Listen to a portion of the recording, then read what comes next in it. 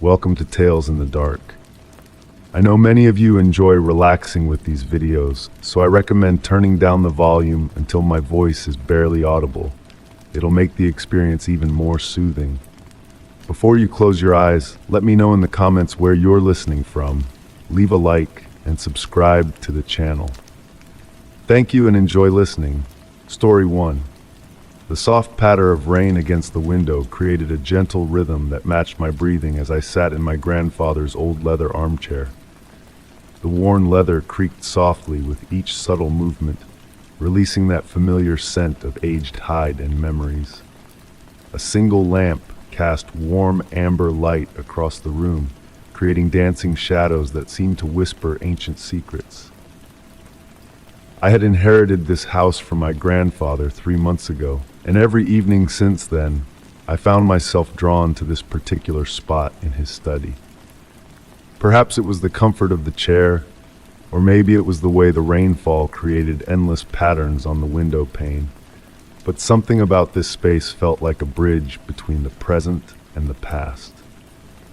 The house itself was a testament to time, with its weathered wooden floors that spoke beneath every step and its walls that seemed to breathe with the changing seasons. Tonight, as the autumn wind wound its way through the garden outside, the house felt particularly alive with whispered stories. My attention drifted to the collection of old photographs arranged on the mahogany desk before me. Most of them I knew well by now, familiar faces of family members, both living and long gone, frozen in moments of joy or contemplation. But tonight, something was different. Among the silver-framed memories sat a photograph I had never noticed before. The image was faded, its edges softly blurred by time. It showed a tunnel, not a man-made one, but rather a natural formation in what appeared to be a hillside. What caught my eye was not the tunnel itself, but rather the peculiar light that seemed to emanate from within it. The photograph had captured something ethereal, a gentle, almost misty illumination that didn't appear to have any obvious source. As I held the photograph closer to the lamp, I noticed something written on its back in my grandfather's distinctive handwriting. The ink had faded considerably, but I could just make out the words, "The light shows the way. Follow when ready." The rain continued its soft symphony against the windows as I contemplated these words. My grandfather had always been an enigmatic man, prone to speaking in riddles and leaving cryptic notes in unexpected places. But this felt different somehow, more purposeful. That night, as I prepared for bed, I found myself unable to shake the image of the tunnel from my mind. The soft glow of my bedside lamp seemed to mirror the mysterious light in the photograph, and as I drifted between wakefulness and sleep, I could have sworn I heard my grandfather's voice, distant but clear, reciting those words again, "The light shows the way." In my dreams that night, I walked through endless corridors of memory. Each turn revealed another moment from my childhood, conversations with my grandfather I had long forgotten. And always, at the edge of my vision, there was that soft, beckoning light. I woke to find the rain had stopped, but a heavy mist had settled over the garden. Through my bedroom window, I could see the way it curled and twisted in the early morning light, creating shapes that seemed almost deliberate in their formation. As I watched, a curious pattern emerged. The mist appeared to be forming a path leading toward the woods at the edge of the property. After breakfast, I found myself drawn to explore the misty trail. The morning air was cool and damp against my skin as I followed the natural pathway that wound through the old oak trees. The ground beneath my feet was soft with fallen leaves, each step accompanied by their gentle rustle. The further I walked, the more the mist seemed to thicken, yet rather than obscuring my way, it appeared to be guiding me. The sounds of the modern world fell away, replaced by the subtle symphony of nature, the occasional drop of moisture falling from a leaf, the distant call of a morning bird, the whisper of wind through branches. After what could have been minutes or hours, I found myself facing a familiar sight, a hillside that bore an uncanny resemblance to the one in the photograph. My heart beat a little faster, though not from fear. Rather, it was the kind of anticipation one feels when standing on the threshold of understanding. The tunnel entrance was there, partially hidden by hanging vines and decades of natural growth. But what made my breath catch was the light, that same gentle, mysterious illumination I had seen in the photograph, now before me in reality. As I stood there watching the light pulse softly like a distant heartbeat, memories of my grandfather began to surface. I remembered how he used to tell me that the world was full of doorways to understanding, if only we had the patience to notice them. He would say that some mysteries weren't meant to be solved, but rather experienced and felt in the quiet moments between thoughts. The light seemed to beckon, not with urgency, but with the same patient wisdom I remembered in my grandfather's eyes. I took a step forward, then another. The air grew warmer, and I could feel a gentle current of energy, like the kind you feel just before a summer rain. I never did reach the source of that light. Perhaps that wasn't the point. Instead, I found myself returning to the house with a profound sense of peace, as if I had been given an answer to a question I hadn't known I was asking. Now, as I sit in my grandfather's chair each evening, watching the play of lamplight and shadow, I understand something fundamental about mystery itself. Sometimes the most powerful meanings lie not in the solving, but in the gentle contemplation of the unknown. The photograph still sits on the desk, but I've noticed that depending on the angle of the light, the tunnel in the image appears different each time I look at it. Sometimes I think I can see a figure standing in the distant glow, perhaps my grandfather, perhaps someone else, perhaps just a trick of age on the photographic paper.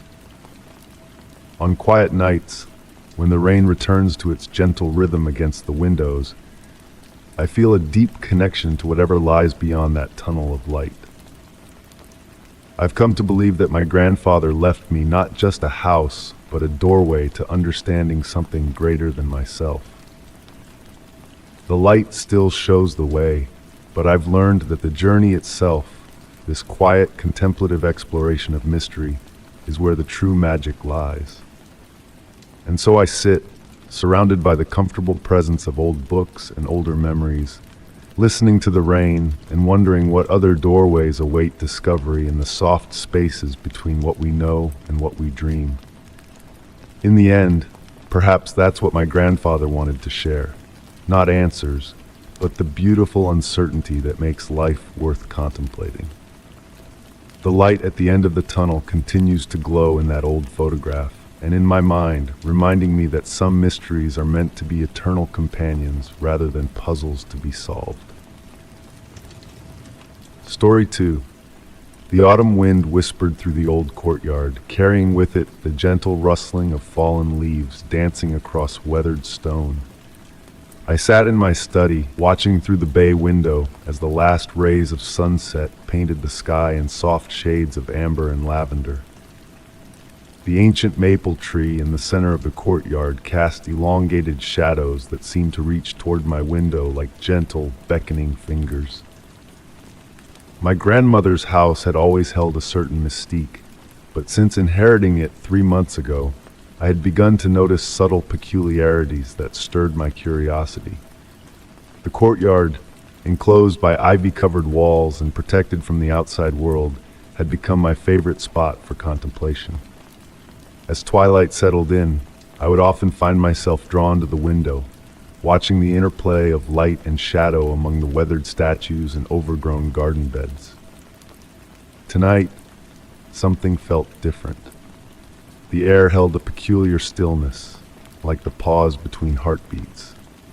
The old wind chimes that hung from the maple's lowest branch remained motionless, despite the autumn breeze that continued to stir the leaves. I found myself leaning closer to the window, my breath creating small patches of fog on the cool glass. That's when I first heard it, a sound so faint it might have been imagination, a whispered melody carried on the evening air, reminiscent of a half-remembered lullaby. It seemed to emanate from the courtyard itself, as if the very stones were singing. The sound was neither mournful nor joyous, but rather held a quality of peaceful remembrance, like the fond recollection of a distant memory. I opened the window, allowing the cool evening air to fill my study. The scent of damp earth and autumn leaves mingled with the musty sweetness of old books that lined my shelves. As I stood there, breathing in the night air, the melody became clearer, a gentle humming that seemed to weave between the branches of the maple tree and dance around the weather-worn statues. My grandmother had often spoken of the courtyard's special nature, though she never elaborated on what made it so. She would sit in her favorite chair by this very window, smiling mysteriously whenever I asked about the statues or the elaborate mosaic patterns in the stone pathway. "The courtyard keeps its own counsel," she would say, her eyes twinkling with quiet amusement. Now, as I watched the deepening twilight settle over the enclosed space, I began to understand what she might have meant. The whispered melody was joined by others, soft, indistinct voices that seemed to converse in languages I couldn't quite grasp. They rose and fell like gentle waves, creating a soothing symphony that made me feel strangely at peace. I found myself drawn to investigate further. Wrapping my wool cardigan tightly around my shoulders, I made my way down the creaking staircase and through the kitchen to the courtyard door. The brass handle felt cool beneath my fingers, and as I turned it, the whispered voices seemed to pause, as if in anticipation. The flagstones felt solid beneath my feet as I stepped into the courtyard. The air was remarkably still, yet the leaves continued their gentle dance around my ankles. I moved toward the central maple tree, its ancient trunk gnarled and twisted with age. The voices resumed their gentle murmuring, seeming to follow my movement through the space. As I approached one of the old statues, a weathered figure of a woman holding what might have been a book or a bowl, I noticed something peculiar. The ivy that had begun to climb its base seemed to shift and move in patterns that didn't quite match the evening breeze. I reached out to touch the cool stone of the statue's base, and the whispered voices grew slightly clearer. They spoke of memories, countless stories overlapping in gentle waves of sound. I could almost make out fragments of conversations, laughter, and songs from different eras, all woven together into a tapestry of sound that felt both ancient and immediate. The voices spoke of joy and sorrow, of love and loss, of the countless moments that had transpired within these walls over generations. The mosaic pathway beneath my feet began to take on new significance. Each piece of colored stone seemed to pulse with a subtle luminescence in the fading light. As I walked the winding path, I realized it formed patterns I had never noticed before. Spirals and curves that seemed to tell their own story in a language of shape and shadow. Time seemed to lose its meaning as I stood there, surrounded by the gentle chorus of whispered voices. The evening stars began to appear overhead, their light filtering through the maple's branches to create shifting patterns on the courtyard floor. The wind chimes remained silent, yet the air was filled with a melody that seemed to emerge from the very stones themselves. My grandmother's words echoed in my memory. The courtyard keeps its own counsel. Perhaps this was what she had meant, this gathering of voices, this repository of memories that seemed to exist in a space between past and present. The courtyard had become a keeper of stories, collecting the whispered thoughts and spoken words of all who had passed through it. As the night deepened, I found myself sitting on the old stone bench beneath the maple tree. The voices continued their gentle symphony, neither growing louder nor fading away. They seemed to accept my presence, incorporating my own quiet breathing into their endless conversation. I discovered that if I closed my eyes and remained very still, I could almost understand what they were saying. Not in words, exactly, but in feelings and impressions. The joy of a summer wedding celebrated in the courtyard decades ago. The quiet contemplation of someone who, like me, had sat beneath this tree and listened to its secrets. The laughter of children who had played among these stones in years past. The courtyard had become more than just a space enclosed by walls. It was a gathering place for memories, a sanctuary where the past whispered its stories to those who took the time to listen. Each stone, each leaf, each weathered statue held fragments of countless lives preserved in this peaceful haven. As the moon rose higher in the sky, casting its silver light across the courtyard, I realized that I had become part of its story too. My presence, my thoughts, my quiet moments of contemplation would join the gentle chorus of voices that dwelled here. The thought brought a sense of connection, of belonging to something larger than myself. I began to notice other subtle changes in the courtyard. The shadows cast by the statues seemed to shift and move in ways that didn't quite match the moon's trajectory. The ivy that covered the walls appeared to form patterns that changed when viewed from different angles. Even the air itself seemed to hold texture and depth, like layers of time compressed into a single moment.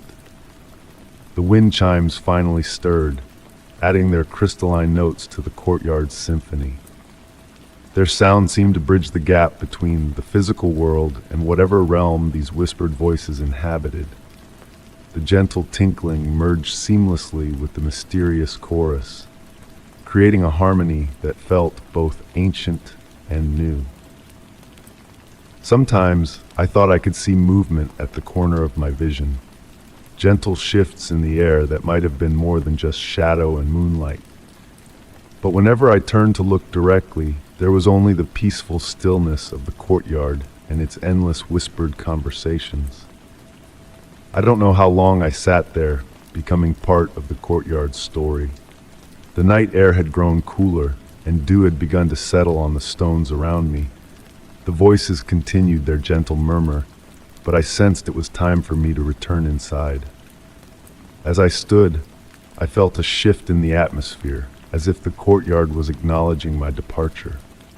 Walking back toward the house, I paused at the door and turned to look once more at the peaceful scene.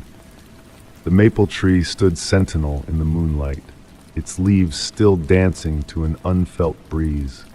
The statues maintained their eternal watch, their weathered faces holding secrets accumulated over countless years.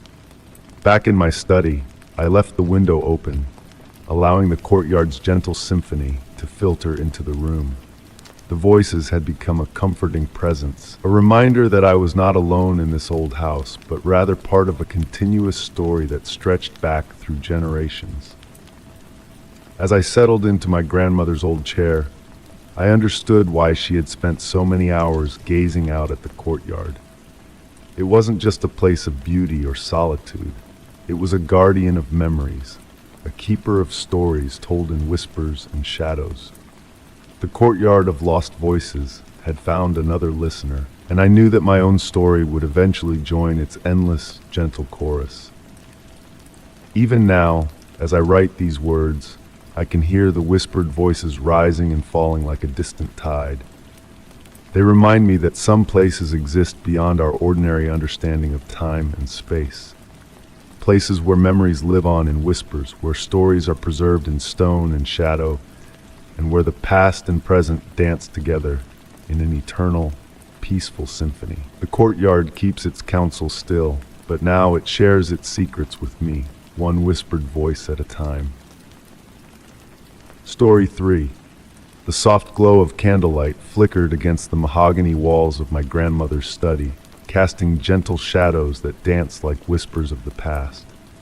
I had inherited this grand old house just 2 weeks ago, and each evening since then had brought with it a new discovery, a new mystery waiting to be unraveled in the depths of this ancestral home.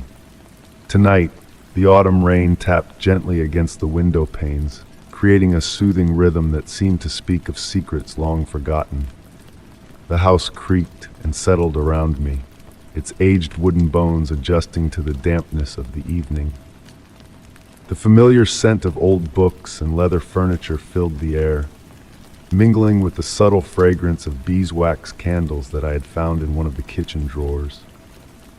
I sat in my grandmother's favorite armchair, a well-worn piece upholstered in deep burgundy velvet, running my fingers along its smooth wooden arms. The touch of countless hands before mine had polished the wood to a soft sheen. As I settled deeper into the chair, my eyes wandered across the room, taking in the floor-to-ceiling bookshelves that lined the walls, each one filled with leather-bound volumes collected over generations. The rain grew heavier outside, and a cool draft whispered through the room, making the candle flames dance more vigorously. As I watched their movement, something caught my attention. A subtle shift in the shadows near the corner bookshelf. At first, I dismissed it as a trick of the light, but there was something about that particular section of the wall that seemed different from the rest. Rising from the chair, I moved closer to investigate. The sound of my footsteps was muffled by the thick Persian rug that covered the wooden floor. As I approached the bookshelf, I noticed that the leather spines of the book seemed slightly different here, their gold lettering less tarnished, their edges less worn. Running my fingers along them, I felt a slight give in one volume, as if it wasn't quite as firmly anchored as the others. The book was titled Shadows of Memory, bound in dark green leather with silver accents. When I tried to pull it from the shelf, it moved only partway, accompanied by a soft click that seemed to echo in the quiet room.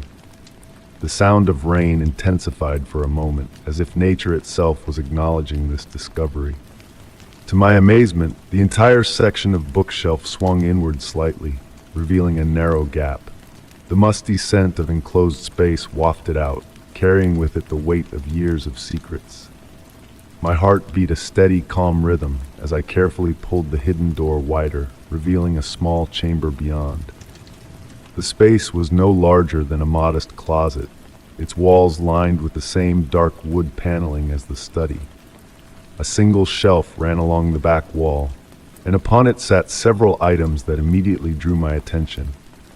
A collection of old photographs in silver frames, a small wooden box with intricate carvings, and what appeared to be a leather-bound journal. I reached for the journal first, its soft leather cover smooth beneath my fingertips. The pages were filled with my grandmother's elegant handwriting, the ink slightly faded, but still perfectly legible. As I began to read, I discovered that this was no ordinary diary. It was a record of dreams, visions, and unexplained experiences that had occurred in this very house.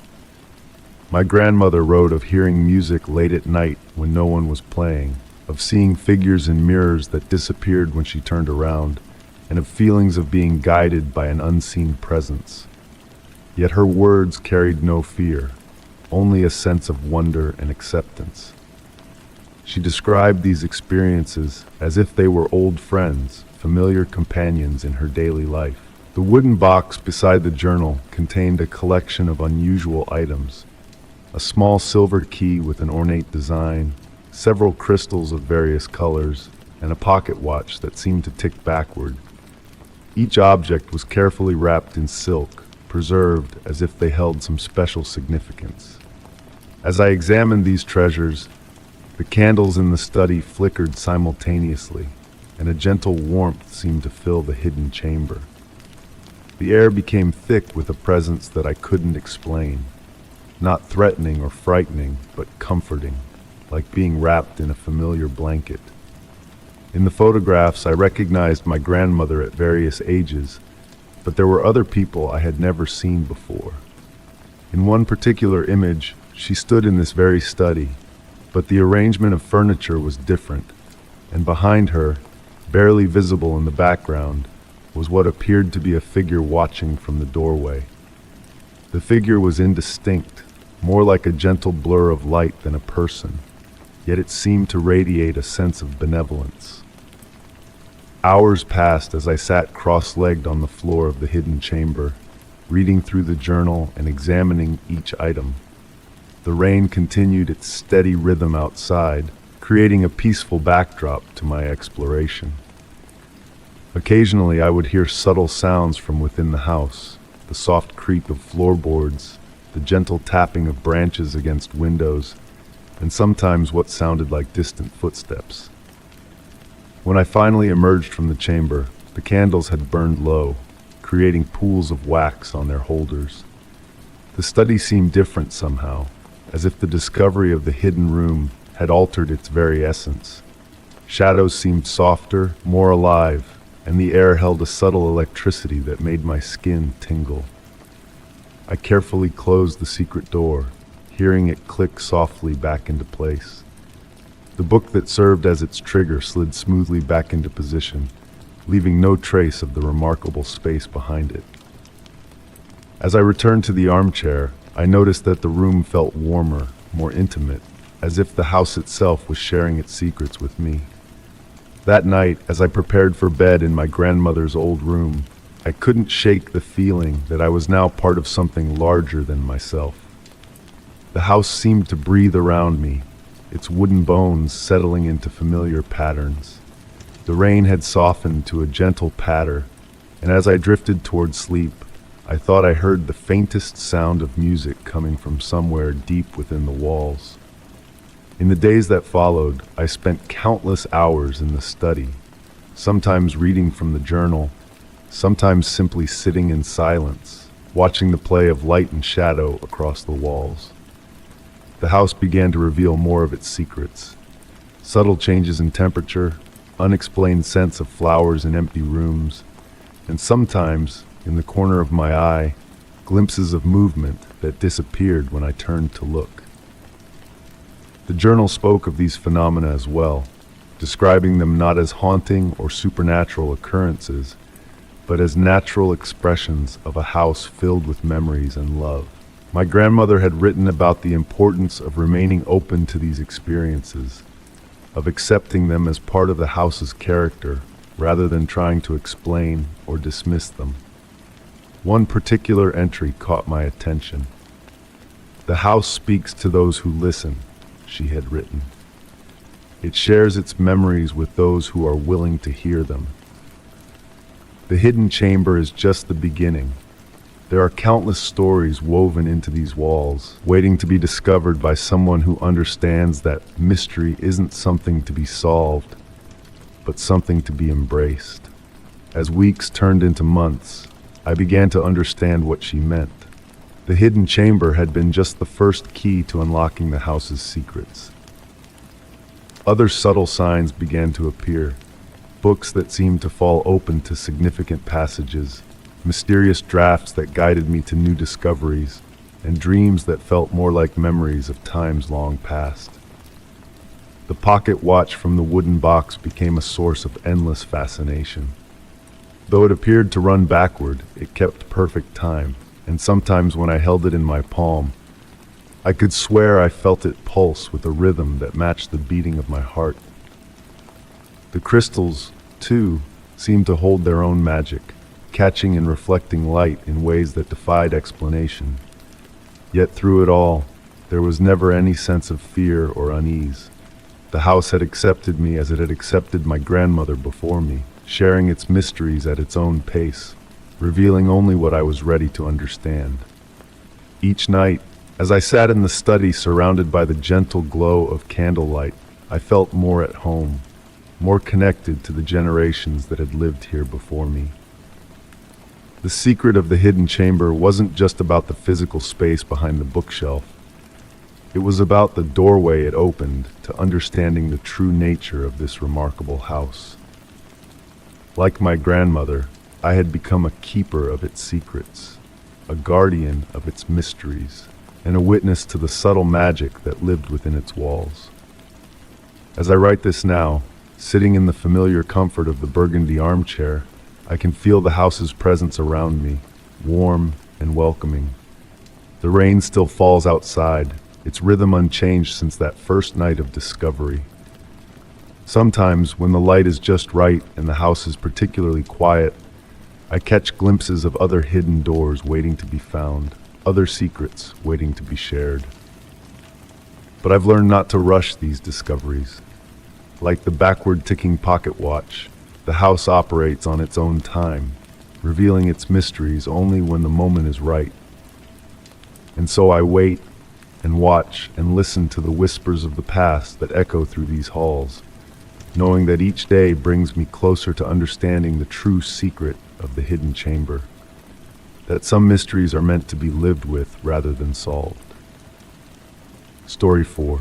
The gentle lapping of waves against weathered wood filled my consciousness as I sat in my grandfather's study, surrounded by the artifacts of his life at sea. The room held the familiar scent of aged leather, salt-worn maps, and the lingering aroma of pipe tobacco that had seeped into every surface over decades. Outside, a soft rain tapped against the windows, creating a soothing rhythm that matched the slow tick of the old brass clock on the mantel. I had come to sort through his belongings, a task I had been postponing since his disappearance 3 months ago. The maritime authorities had concluded their search, leaving only questions and theories about what had happened to the experienced sailor and his beloved wooden vessel, the Aurora. My grandmother had asked me to help clear out his study, but I found myself instead sinking deeper into his worn leather chair, letting my fingers trace the brass fittings of his desk. The room itself seemed to hold secrets, whispered in the creaking of floorboards and the subtle shifting of shadow and lamplight. Photographs lined the walls, countless moments frozen in time, each showing my grandfather at various ages, always near or on the water. But it was his logbooks that drew my attention that evening, particularly the last one, bound in deep blue leather with gold trimming. As I opened it, the paper released that distinctive scent of aged parchment and sea air.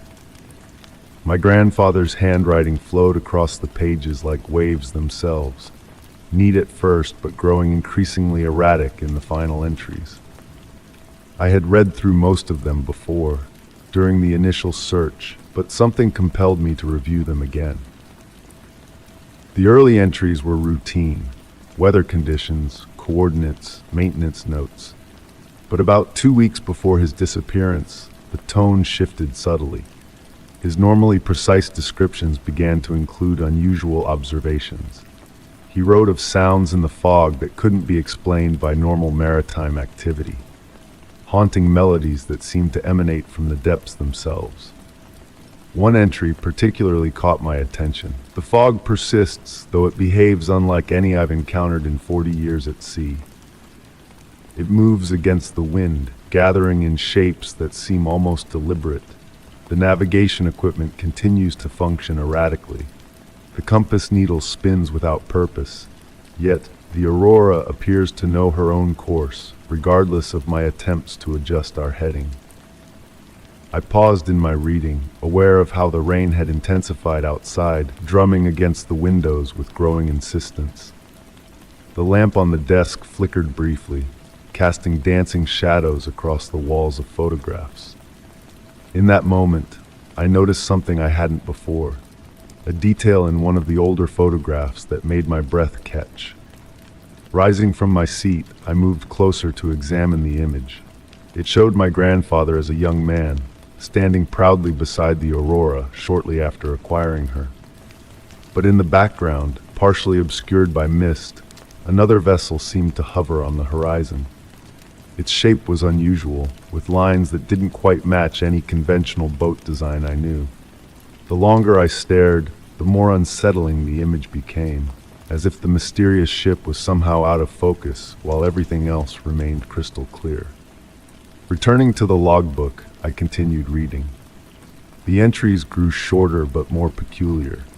The music grows clearer each night. It reminds me of something from childhood, a melody I can't quite place. The Aurora responds to it, her timbers humming in harmony with whatever calls from the deep. I should be afraid, but I feel only a deep sense of peace. The final entry was dated the day before his disappearance. The fog has lifted, revealing what has been calling us all along. I understand now why the Aurora was so drawn to this place. She recognized something in these waters, something ancient and beautiful. Tomorrow we will follow the music to its source. I feel no fear, only a profound sense of coming home. As I read these words, the lamp dimmed again, and I became aware of a subtle vibration in the floorboards beneath my feet. The sound of the rain seemed to shift, taking on an almost melodic quality. For a moment I could have sworn I heard something else beneath it, a distant harmony that tugged at the edges of memory. Standing, I moved to the window, drawn by an inexplicable urge to look out over the water. Through the rain-streaked glass, the harbor lights flickered like stars fallen into the sea. As my eyes adjusted to the darkness, I noticed something unusual about the way the fog was gathering over the water. It moved with purpose, forming shapes that seemed almost like the silhouettes of ships. In that moment, I remembered something my grandfather had told me when I was very young, something about certain boats having souls of their own, about how the sea sometimes called to them with voices only they could truly hear. I had dismissed it as the kind of fanciful story that old sailors tell their grandchildren, but now I wasn't so sure. The logbook lay open on the desk behind me, its pages rustling slightly, though there was no breeze in the room. On the wall, the photograph of the Aurora and the mysterious ship in the background seemed to shift in the uncertain light, as if the image itself was breathing. I never filed a formal report about what I found in my grandfather's study that night. How could I explain the way the sound of the rain transformed into a distant melody that I recognized from somewhere deep in my childhood memories? How could I describe the moment when, looking out over the harbor, I saw a familiar shape moving through the fog, the distinct outline of the Aurora, sailing smoothly against the wind and tide, her wooden hull gleaming as if lit from within? The authorities had their theories about what happened to my grandfather and his boat. Equipment failure, they said. A sudden storm. The kind of tragic accidents that sometimes claim even the most experienced sailors. But they never found any wreckage, never discovered any sign of what actually occurred. Sometimes on quiet nights when the fog rolls in from the sea, I return to his study and sit in that old leather chair. I listen to the sound of the waves and the creaking of the house, and I think about that final logbook entry. I think about boats with souls and melodies that call from the deep, and I wonder if my grandfather found what he was looking for out there in the mysterious waters. The photograph still hangs on the wall, the one showing the Aurora and that strange ship in the background. But now, when I look at it in the right light at just the right moment, I can see something I never noticed before. The expression on my grandfather's face as he stands beside his beloved boat. It's not just pride I see there, but recognition. As if even then, on that very first day, both he and the Aurora knew they were always meant for something more than ordinary voyages across ordinary seas. The clock on the mantel continues its steady ticking, marking time in a room where time itself seems to move differently. Outside, the fog still rolls in on certain nights, carrying with it the faint echo of a melody that feels like a half-remembered dream. And somewhere out there, beyond the reach of search parties and rational explanations, I believe the Aurora still sails, guided by that distant music only certain souls can hear. In the end, perhaps that's all any of us can hope for, to find the melody that calls to us alone, and to have the courage to follow it wherever it might lead. My grandfather understood this, I think, and so did his boat. They didn't disappear, not really. They simply found their way home. Story 5. The gentle patter of rain against my cabin window created a soothing rhythm, like nature's own lullaby. I sat in my favorite armchair, wrapped in a worn wool blanket that still carried the faint scent of pine needles from my afternoon walk. The old wooden walls creaked softly around me, their familiar sounds a comfort in the growing darkness of early evening. My grandfather's cabin had always been a refuge, a place where I could escape the noise and chaos of daily life. But lately, something felt different about these ancient wooden beams and weathered floorboards. The mountain itself seemed to be trying to tell me something. I had inherited the cabin 3 months ago, after my grandfather's peaceful passing in his sleep. The local doctor had said it was simply old age, though I sometimes wondered if there wasn't more to the story. Grandfather had left a curious note in his journal, which I had found while sorting through his belongings. The mountain knows. It always has. The rain continued its gentle percussion against the windows as I sipped my chamomile tea, watching shadows dance across the walls from the flickering fireplace. My grandfather had been a quiet man, spending his final years in solitude up here on the mountain. The locals spoke of him with reverence, though they never quite explained why. That evening, as the sun dipped below the horizon and painted the clouds in soft purples and deep blues, I heard it again. That peculiar sound that had been catching my attention for the past few weeks. It wasn't quite a whisper, but more like the sound of wind through autumn leaves, except there was no wind tonight. The sound seemed to carry words just beyond my understanding, like a conversation heard through a thick wall.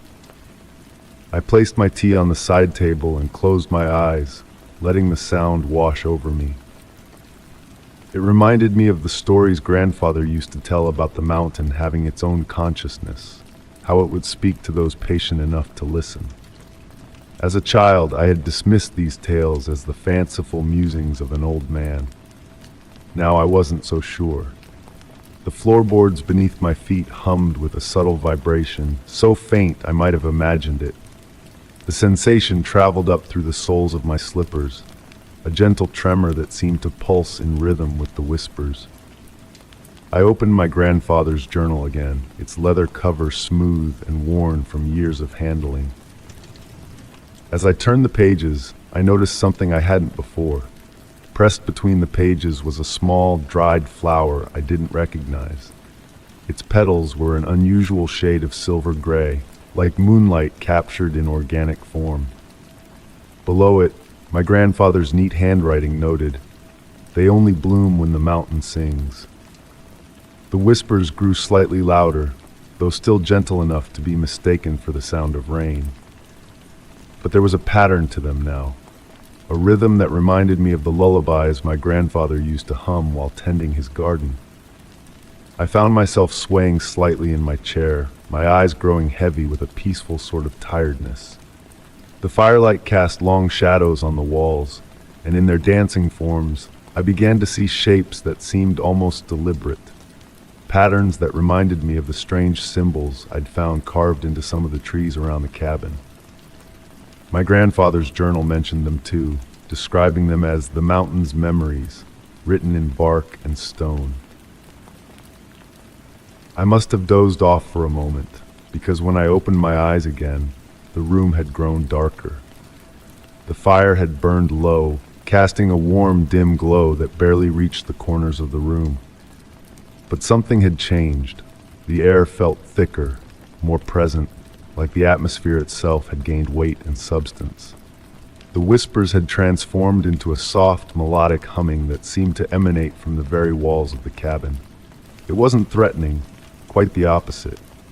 It felt welcoming, like being wrapped in a warm blanket on a cold night. The sound carried emotions rather than words.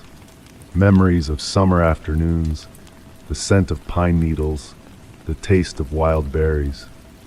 I found myself reaching for my grandfather's old wooden box, the one he'd always kept locked.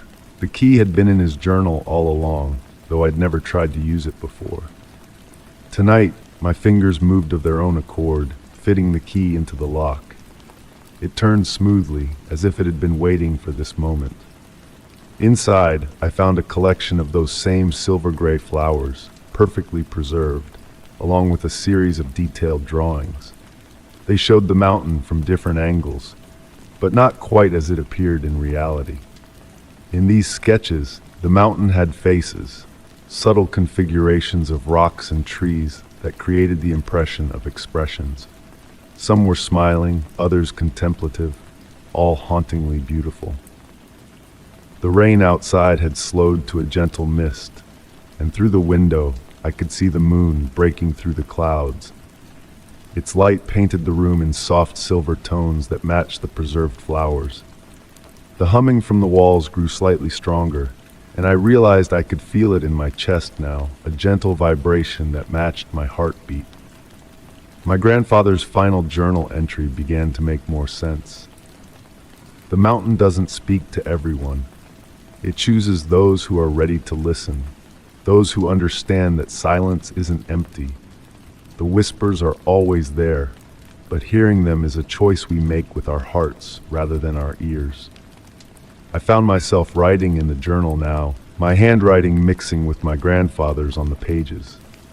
The words seemed to flow of their own accord, describing sensations and feelings I couldn't quite explain. The mountain's whispers had become a part of me, just as they had been a part of him. As the night deepened, I began to understand why my grandfather had chosen to spend his final years here. The mountain wasn't just a place. It was a presence, a consciousness that existed on a scale I could barely comprehend. The whispers were its way of reaching out, of sharing its ancient wisdom with those willing to listen. The silver-gray flowers in the box seemed to glow faintly in the moonlight. I carefully lifted one, studying its delicate petals. The humming in the walls shifted slightly, becoming something almost like a purr. Outside, the mist had taken on shapes that drifted past the windows, not threatening, but curious, like shy animals investigating a new presence in their domain. I realized then that I wasn't just living in my grandfather's cabin. I was becoming part of something much older and larger than myself. The mountain had chosen to share its secrets with me, just as it had with him. The whispers weren't meant to be understood with the mind, but felt with the soul. Time seemed to flow differently that night. I sat in my chair, watching the fire's embers pulse like distant stars, listening to the mountain's song. The whispers wove themselves into my dreams, telling stories of ancient forests and eternal snows, of secrets buried in deep caves and wisdom carried on the wind. When morning came, I awoke still in my chair, the grandfather's journal open in my lap. The rain had stopped and golden sunlight streamed through the windows. The whispers had faded to a gentle background murmur, like waves on a distant shore. But I knew they would return with the evening, bringing their mysterious comfort. On the journal's last page, I wrote my own observation. The mountain whispers to remind us that we're never truly alone. In its ancient voice, we hear echoes of all those who came before us and promises of those who will come after. The silence between the whispers where we find ourselves. I placed one of the silver-gray flowers between the pages and closed the journal. Outside, the morning mist rose from the valley like a gentle breath, and somewhere in the distance, I heard what might have been the mountain's quiet laughter, carried on the wind. The mystery of the Whispering Mountain wasn't meant to be solved, but experienced. Like my grandfather before me, I had become part of its story, another voice in its ancient chorus. And in the peaceful silence of the morning, I understood that some mysteries are best left as they are, gentle questions that lead us not to answers, but to wonder. Story 6.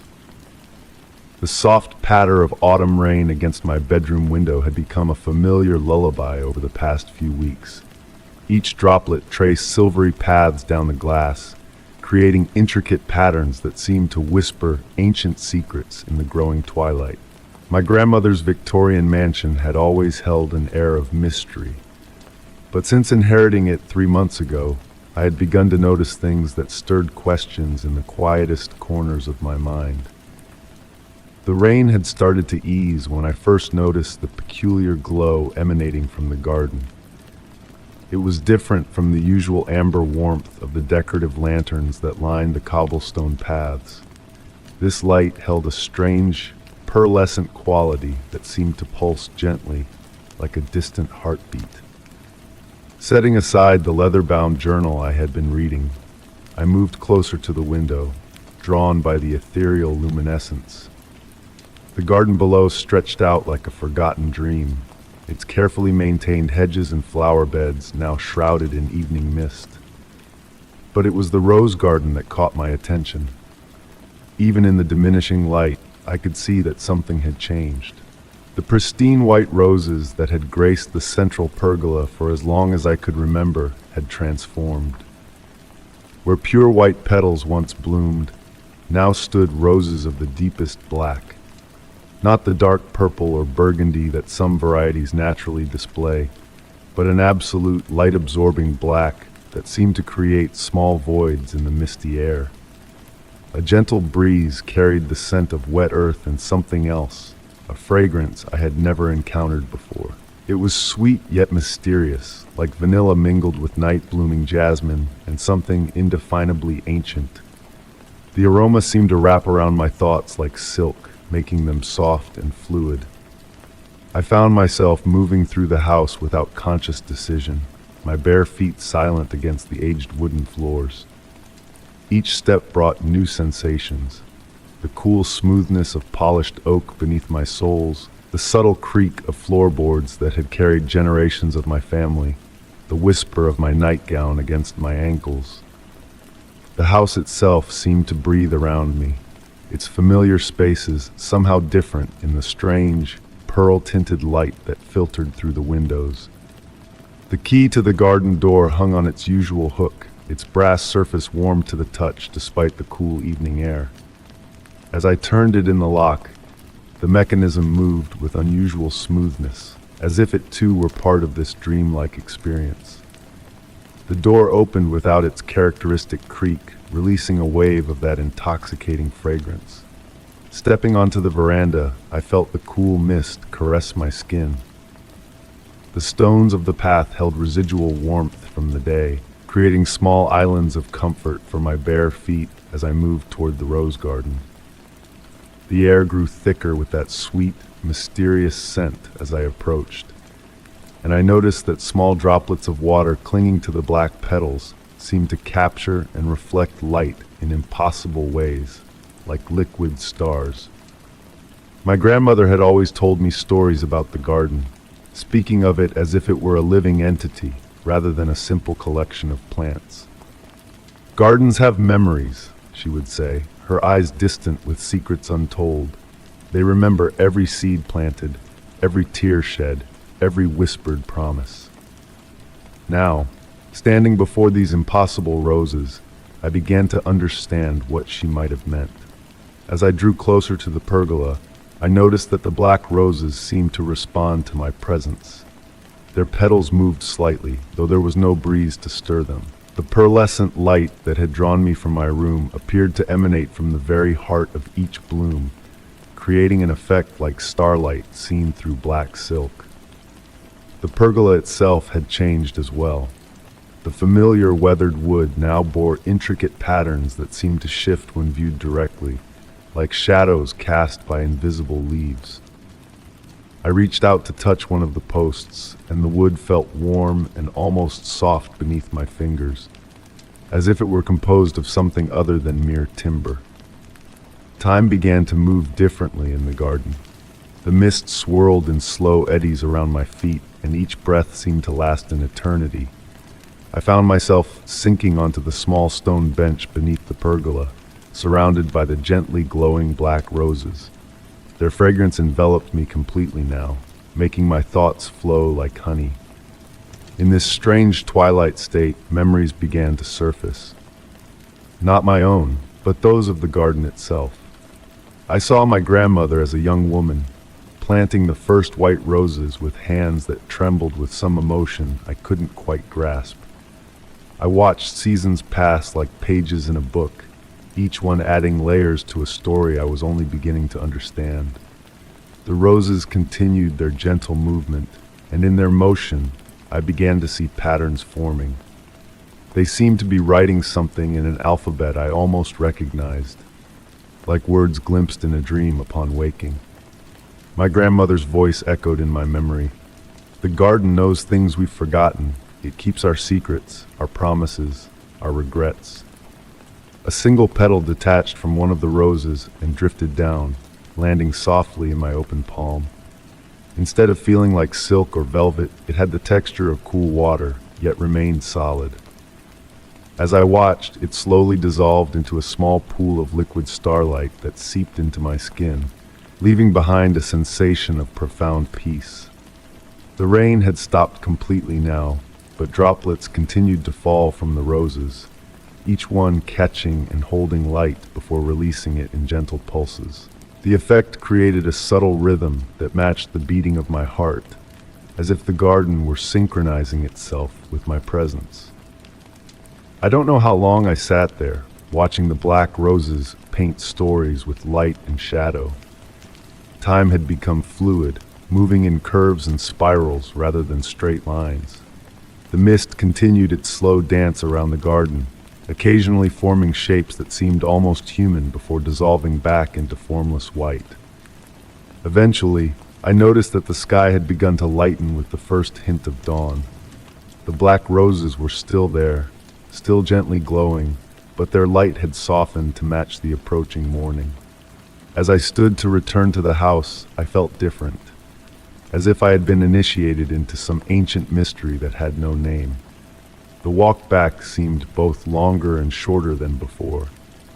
Each step carried the weight of revelation, yet felt as light as mist. When I reached the garden door, I turned for one last look at the rose garden. The black roses swayed gently, their petals still capturing and releasing light in that impossible way. Inside the house, I made my way back to my bedroom, my feet remembering every creak and smooth spot in the floorboards. The leather-bound journal still lay open on my bed, but now I noticed something I hadn't seen before. In my grandmother's elegant handwriting, on a page I was certain had been blank before, was a single line: "The roses bloom black when they have a secret to share." I settled back onto my bed as the first rays of sunlight began to filter through the window. The garden's fragrance still clung to my skin and clothes, a reminder that what I had experienced was more than just a dream. As sleep began to overtake me, I wondered what other secrets the garden held, and whether the black roses would bloom again when they had more stories to tell. In the days that followed, the roses returned to their original white, but sometimes, in the hours between midnight and dawn, I catch glimpses of that pearlescent glow from my window. And on certain nights, when the moon is just right and the mist rolls in from the distant hills, I swear I can see the petals beginning to darken, as if preparing to share another of their ancient tales. Story 7. The gentle patter of rain against cobblestones filled the evening air with its soothing rhythm, each droplet contributing to the symphony of twilight. I walked slowly through the narrow passage between old brick buildings, my footsteps muffled by the gathering moisture. The air carried the rich scent of wet stone and earth, mingled with something older, perhaps the collected memories of countless rainy evenings just like this one. Ancient gas lamps cast pools of warm light at regular intervals along the alley, their flames dancing behind rain-streaked glass. The light caught the falling drops, transforming them into brief golden sparkles before they joined their brethren on the ground. Steam rose from metal grates set into the pavement, creating ghostly columns that swayed and twisted in the cool evening breeze. I had walked this path hundreds of times before, but tonight something felt different. The familiar sounds seemed to carry additional notes, whispers that rode just beneath the rain's steady drumming. At first, I dismissed them as tricks of the wind, the way it sometimes caught in corners and created phantom voices. Yet as I continued my leisurely pace, the whispers grew more distinct. They weren't exactly words, not in any language I could recognize. Rather, they were like the memory of words, the lingering echo of conversations long concluded. They seemed to drift from the walls themselves, as if the old bricks had absorbed decades of passing dialogue and were now slowly releasing it back into the dampened air. The raindrops continued their gentle descent, and I found myself slowing my steps even further, drawn into an almost meditative state by the interplay of water and whispers. The warm glow of the gas lamps created intimate circles of visibility, beyond which the alley faded into a soft rain-shrouded mystery. Steam continued to rise from the grates, and in its shifting patterns, I began to notice shapes, nothing so distinct as to be alarming, but suggestions of form that disappeared the moment I tried to focus on them. A cat emerged from the shadows, its black fur gleaming with moisture. It regarded me with ancient amber eyes before padding silently across my path. As it moved, the whispers seemed to follow it, like trailing threads of sound that caught and tangled in the humid air. The cat paused at the entrance to a smaller side passage, turning to look back at me with an expression that seemed almost expectant. Without conscious decision, I found myself following. The side passage was narrower, the cobblestones here worn smooth by centuries of footsteps. The gas lamps were fewer, creating deeper pools of shadow between their islands of warm light. The whispers grew slightly clearer here, and I could almost, but not quite, make out words in their flowing cadence.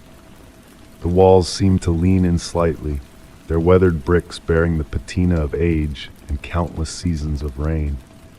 Here and there, old wooden doors were set into the walls, their surfaces carved with intricate patterns that the rain had softened over years.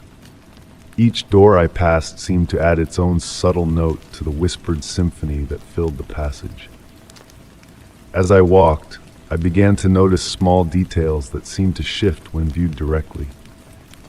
The pattern of raindrops on a windowsill that resembled writing, the way shadows moved slightly out of time with the swaying gas flames, the brief glimpses of movement in deeply recessed doorways that resolved into nothing more than rain and shadow when examined more closely.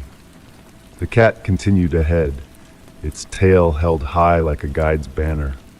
The whispers followed our progress, growing neither louder nor softer, but changing in subtle ways, sometimes seeming to come from behind, sometimes from ahead, sometimes from the very stones beneath our feet. The rain maintained its gentle rhythm, creating a liquid harmony with the mysterious sounds. In the distance, a clock tower began to toll the hour, its deep notes rolling through the damp air like slow waves.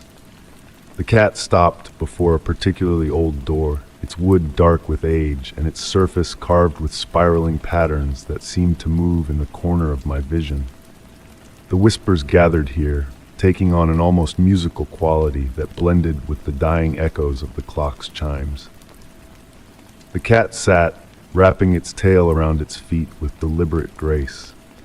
Its amber eyes fixed upon me once more, reflecting the gas lamp's light in a way that seemed to hold centuries of secrets. The door before us bore no handle, no obvious means of entry, yet as I stood there in the gentle rain, I could feel it waiting. The whispers swirled around us like autumn leaves in a gentle breeze. Time seemed to slow, each raindrop taking an eternity to complete its journey from sky to stone. The gas flames burned steadily, their light creating shifting shadows that danced across the carved surface of the door. The cat continued its serene observation, unblinking and patient. The whispers wove through the rain-soaked air, almost, but never quite, resolving into comprehensible speech. Standing there, I felt as though I had stumbled upon something ancient and profound, a mystery that had existed long before I walked these rain-washed stones and would continue long after. The carved patterns on the door seemed to tell a story, if only one knew how to read their flowing lines. The whispers might have been trying to teach me their language, one subtle syllable at a time. I don't know how long I stood there, watching the raindrops trace their paths down the aged wood of the door, listening to the whispers that filled the narrow passage. Time seemed to lose its meaning in that place, measured only by the steady fall of rain and the eternal patience in the cat's amber gaze. Eventually, the cat rose and stretched with fluid grace. It gave me one last knowing look before slipping into the shadows between two gas lamps, seeming to fade away like morning mist. The whispers followed, gradually returning to their original state, just barely audible beneath the rain's gentle music. I remained for a moment longer, studying the door and its mysterious carvings. The rain continued its soft percussion on stone and wood, and somewhere in the distance, I heard the clock tower begin to toll once more. The gas lamps flickered gently, their warm light catching the falling drops and turning them to liquid gold. As I turned to retrace my steps through the rain-washed passage, I carried with me the memory of whispers that were almost words, of patterns that almost told a story, of mysteries that almost revealed themselves in the space between one raindrop and the next. The alley had shared one of its secrets with me, though I knew I would never fully understand its meaning. The gentle rain accompanied me on my way back, and in its steady rhythm, I thought I could still hear echoes of those mysterious whispers. They seemed to follow me home, lingering in my thoughts, like the memory of a half-remembered dream. Even now, on other rainy evenings, I sometimes find myself drawn back to that narrow passage, wondering if the cat might be there again, waiting to guide me to that ancient door with its spiraling carvings. And always, beneath the sound of falling rain, I listen for the whispers. Story 8. The soft glow of dusk settled over the lighthouse keeper's cottage like a velvet blanket, bringing with it the familiar symphony of waves caressing the rocky shore below.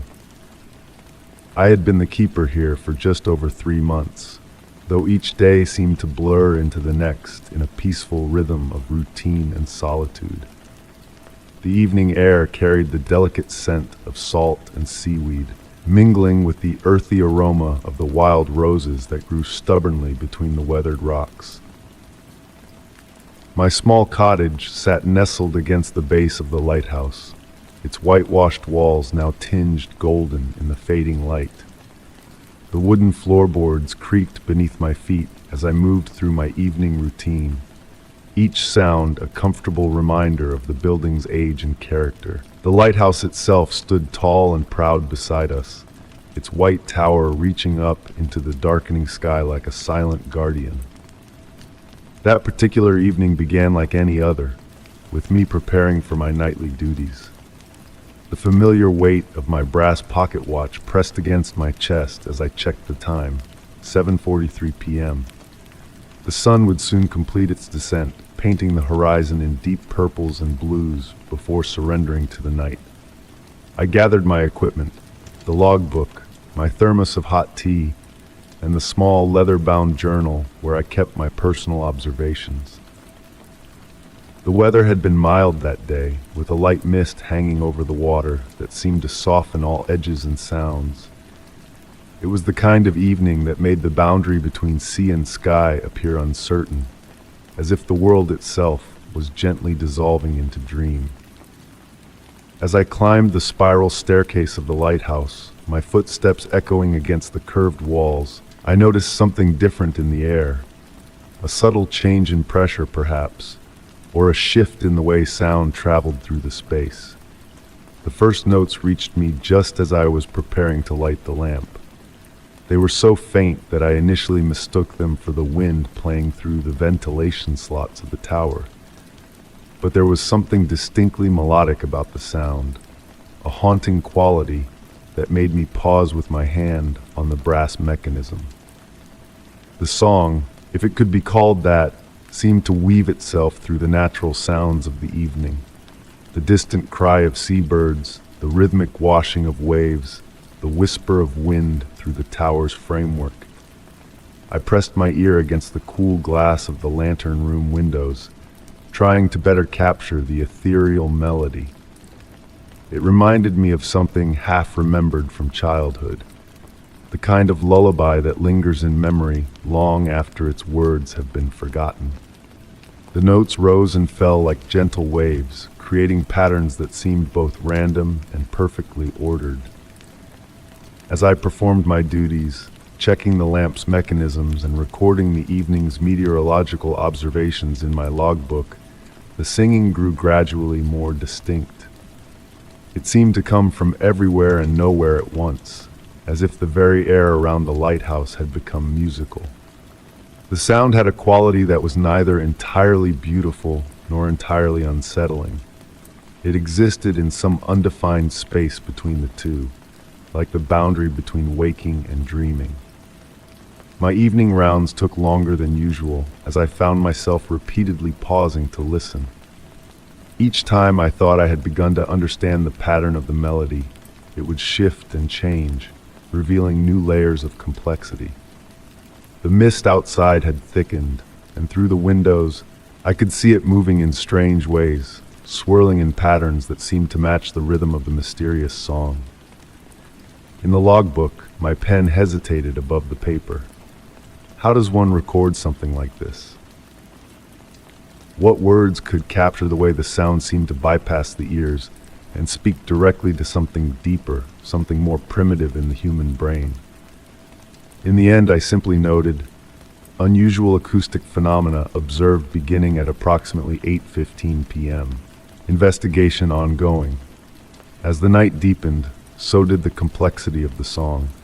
What had begun as a single, ethereal voice now seemed to be joined by others, creating harmonies that shouldn't have been possible in nature.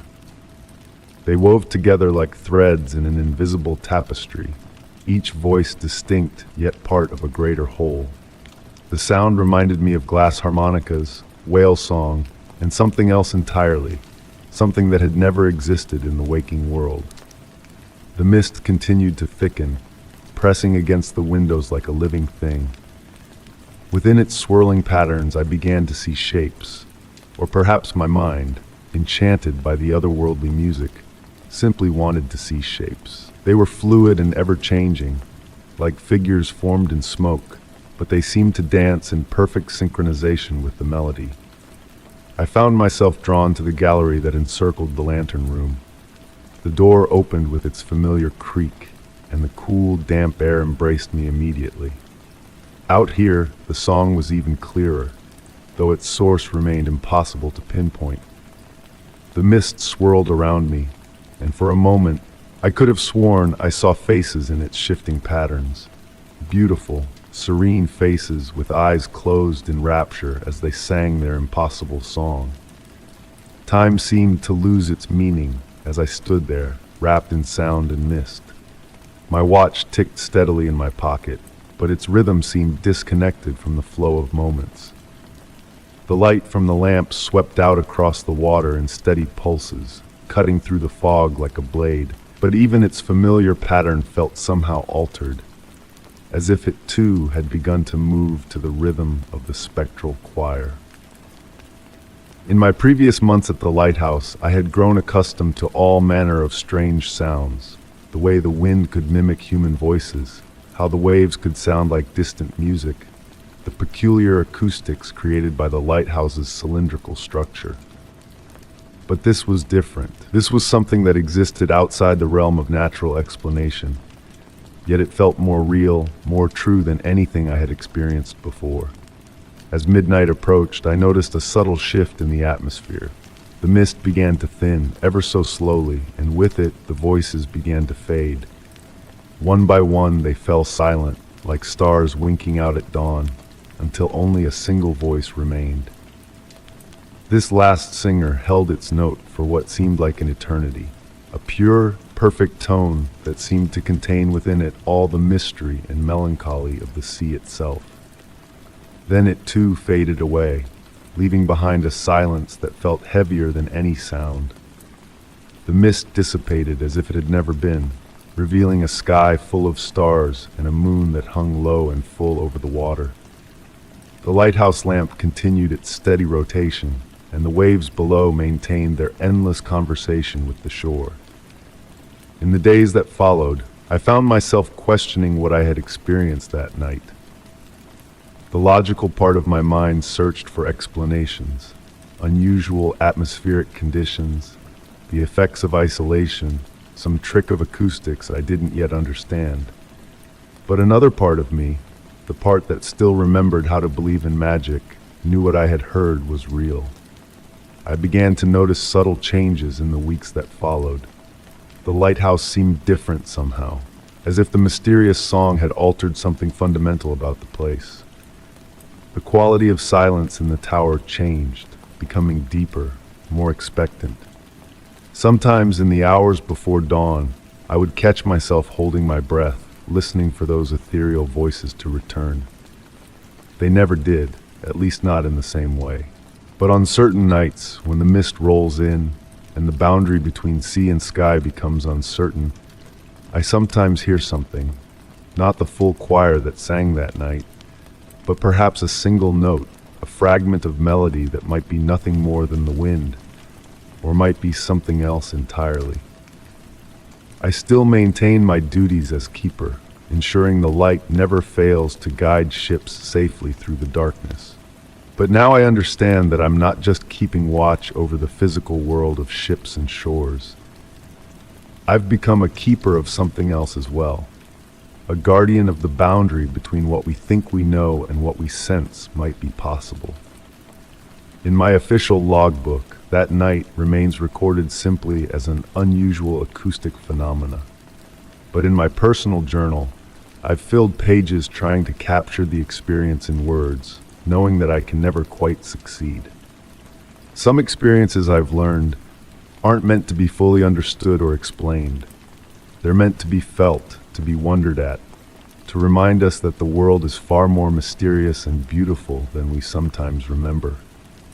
And so I continue my watch, tending the light that guides ships through the darkness. But now I also listen, not just with my ears, but with something deeper, something that remembers the night when the sirens sang their spectral song. And sometimes, in those moments between dusk and true darkness, when the mist begins to gather and the boundary between real and unreal grows thin, I find myself humming a melody I never learned, but somehow know by heart. The lighthouse keeps its secrets, and I keep mine. But sometimes when visitors ask about the strange sounds they think they hear on misty nights, I smile and tell them that every lighthouse has its own song. You just have to know how to listen. Story 9. The gentle patter of autumn rain against my window had become a familiar companion during my evening writing sessions. The soft lamplight cast a warm glow across my desk, where scattered papers and half-finished manuscripts lay in organized chaos. Outside, the hills rolled away into darkness, their shapes barely visible through the rain-streaked glass. The weather had been unusually mild for late October, wrapping the landscape in a perpetual misty embrace that seemed to blur the line between earth and sky. I had been working on my latest novel for months, finding inspiration in the solitude of my hillside home. The house itself was an old structure, built into the side of a gentle slope, with thick stone walls that kept the warmth in and the world out. That evening, as I sat at my desk, something caught my attention, a sound so faint that at first I thought I had imagined it. It was like a whisper carried on the wind, but with an oddly mechanical quality, as if someone were turning the pages of an enormous metal book deep within the earth. Setting down my pen, I pressed my ear against the cool plaster of the wall. The sound came again, clearer this time, a rhythmic clicking that seemed to emanate from somewhere beneath the floorboards. In all my months of living here, I had never heard anything quite like it. The sound had a pattern to it. 3 distinct clicks, followed by a pause, then 2 more, like some sort of code or signal. Curious, I began to explore the house more thoroughly than I ever had before. The real estate agent had mentioned something about the previous owner being an eccentric historian who had made various modifications to the property, but I had never given it much thought until now. As I moved through the rooms, I noticed small details that had escaped my attention before. Subtle patterns in the woodwork, slight variations in the thickness of the walls, and the way certain floorboards seemed to resonate differently under my feet. The basement drew my attention particularly. It was a space I rarely visited, using it mainly for storage. The air down there was cool and damp, carrying the earthy scent of stone and aged wood. My flashlight beam revealed the usual collection of boxes and old furniture, but as I moved deeper into the space, I noticed something peculiar about the far wall. The stonework there seemed different from the rest, with slightly darker mortar between the blocks.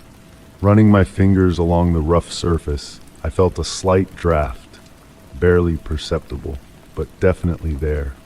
The stones were cool beneath my touch, and as I pressed against different sections, one of them moved ever so slightly.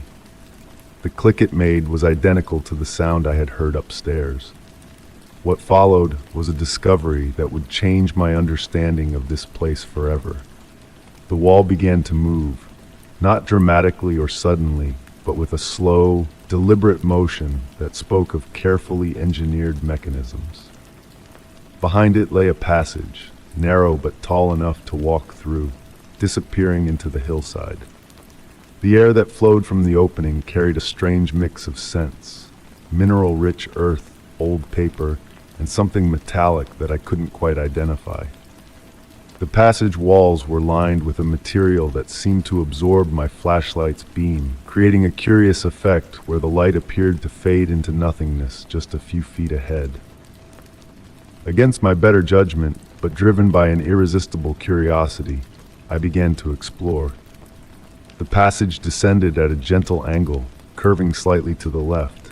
The floor beneath my feet was smooth, almost polished, as if countless others had walked this path before.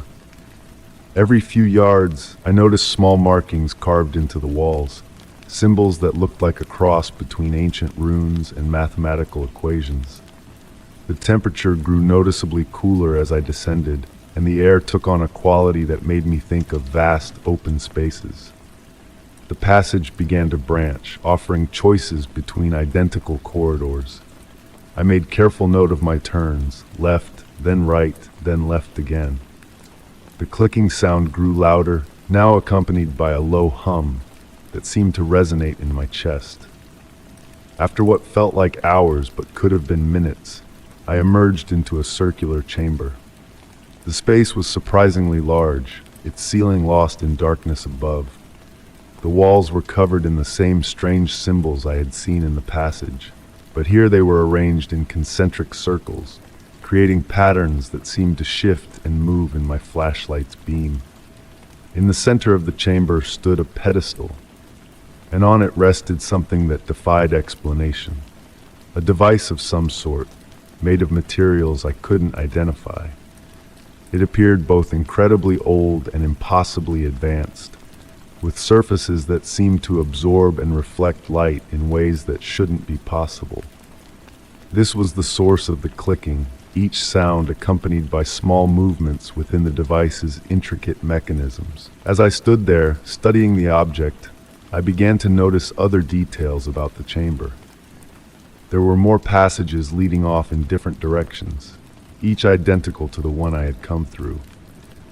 The air was perfectly still, yet I could feel a subtle vibration in the floor, as if some great machine were operating far below.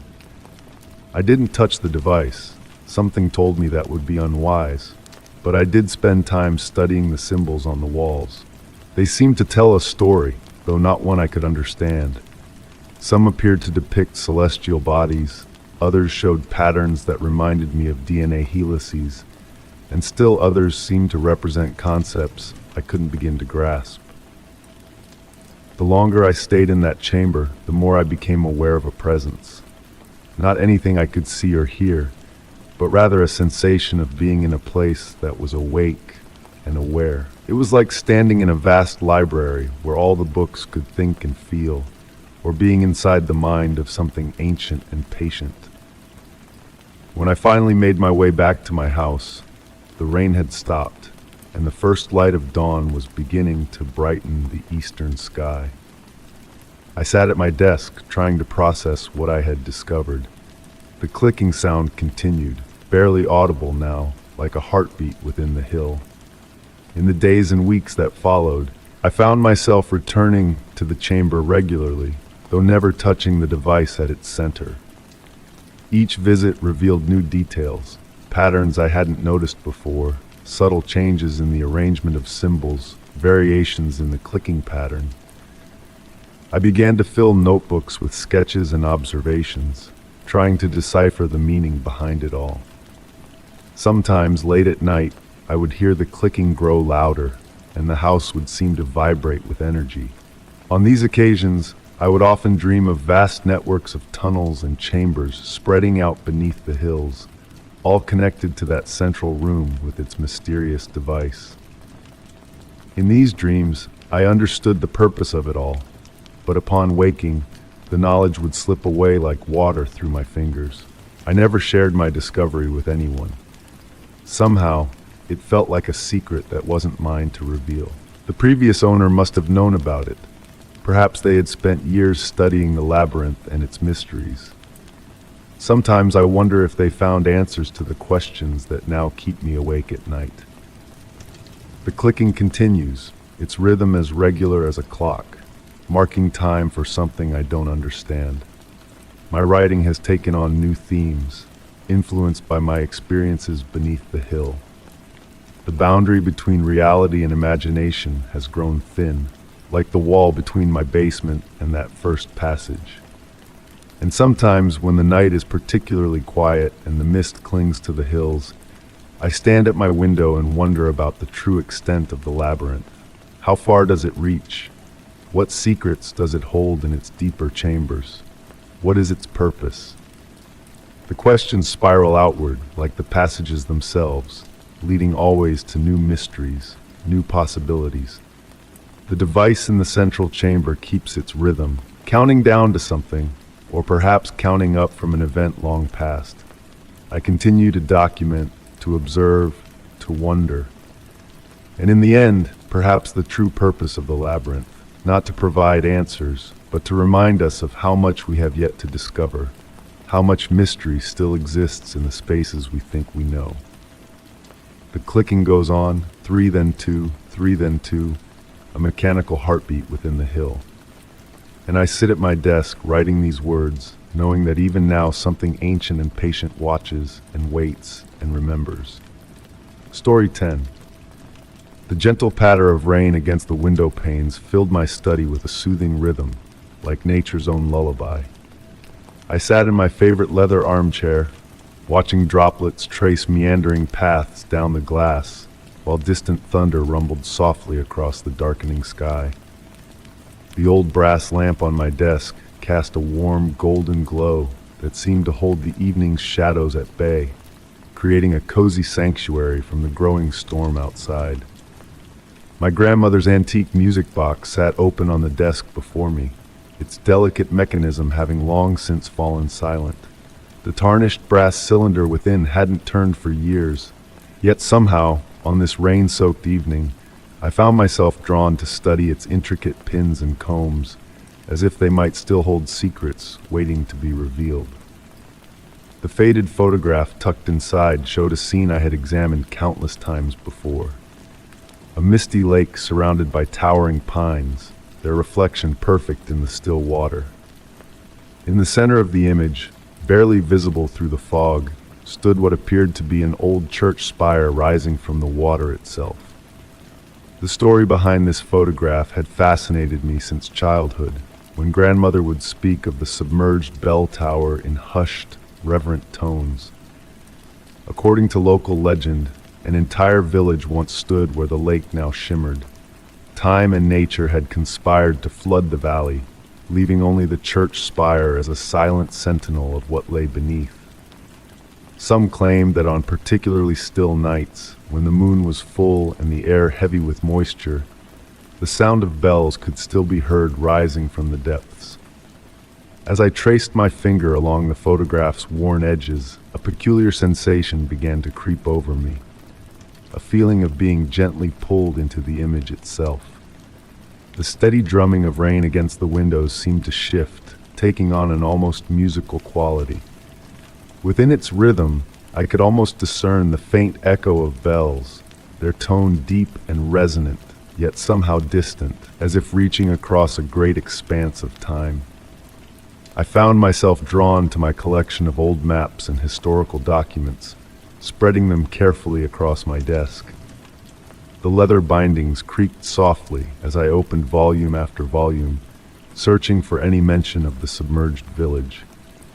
The warm lamplight caught the gilt edges of the pages, creating dancing patterns that seemed to move with purpose, guiding my eyes to certain passages while obscuring others. Hours passed like minutes as I pursued this gentle investigation. The rain continued its steady percussion against the windows, and the wind whispered through the eaves of my house, creating a symphony that seemed to complement my research. Each document I examined added another layer to the mystery, yet none provided definitive answers. Instead, they offered tantalizing glimpses into a past that seemed to shift and change with each new piece of information. In one particularly ancient tome, I discovered a journal entry describing the last service held in the old church before the waters began to rise. The writer spoke of how the bell rang out across the valley one final time, its sound carrying both farewell and promise, a promise that something of the village would endure, preserved beneath the lake's surface like a memory frozen in time. As midnight approached, my eyes grew heavy, but my mind remained caught in the gentle current of contemplation.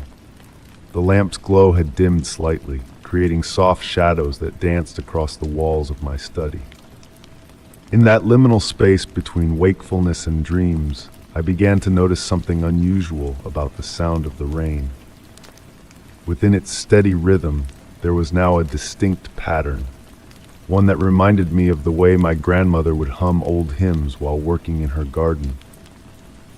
Rising from my chair, I moved to the window, drawn by an inexplicable urge to look out into the night. The rain had lessened to a fine mist, and through it I could see the full moon breaking through the clouds, its light creating a silver path across my rain-slicked garden.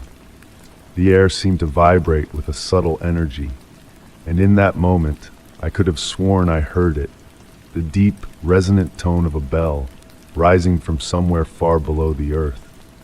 The sound, if it truly was a sound and not merely the product of my imagination, seemed to carry with it fragments of forgotten memories. Children's laughter echoing through narrow streets, the murmur of prayers in an ancient sanctuary, the comfortable bustle of daily life in a community long since surrendered to the waters.